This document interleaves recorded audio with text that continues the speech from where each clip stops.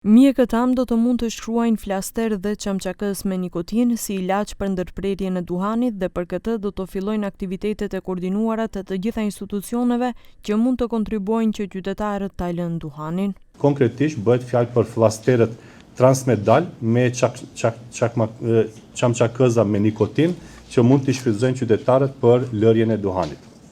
Qëllimi, siç theksova, është të sigurohet prania e tyre në treg, të njëjtët nga qytetarët dhe nga kompanitë farmaceutike të përdoren dhe të jenë në treg, si dhe mjekët të mund t'i përshkruajnë ato për përdorim. Akim Ali nga Organizata Botërore e Shëndetësisë deklaroi se 14 nga 100 të rinj përdorin duhan dhe 9% cigare elektronike. Sipas tij, në vit në vendin tonë rreth 3600 njerëz humbin jetën nga duhani.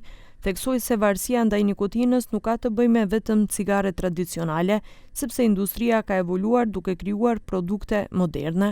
The challenge here is that these are particularly attractive for young people. Behind the bright colors, sleek packaging, and sweet flavors lies the clear intention to normalize nicotine use and to create lifelong addiction amongst our youth.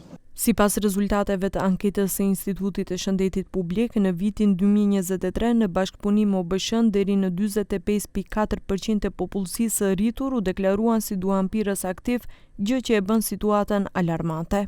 Истражувањето кое што го правевме кај во сите училишта на деца на возраст до 16 години исто така покажува висок процент. Процентот е значително над европскиот просек над регионот на Светската здравствена организација кој изнесува 25%. Дополнително загрижува и фактот што пушењето кај нас во голема мера се смета за општествено прифатлива појава, а само 17% од граѓаните во Македонија изразуваат неодобрување кон пушењето. Këto u thanë në ditën botërore pa duhan. Përndryshe, sipas OBSH, përdorimi i duhanit e ngarkon Maqedoninë me kosto prej rreth 38 miliardë denarësh në vit.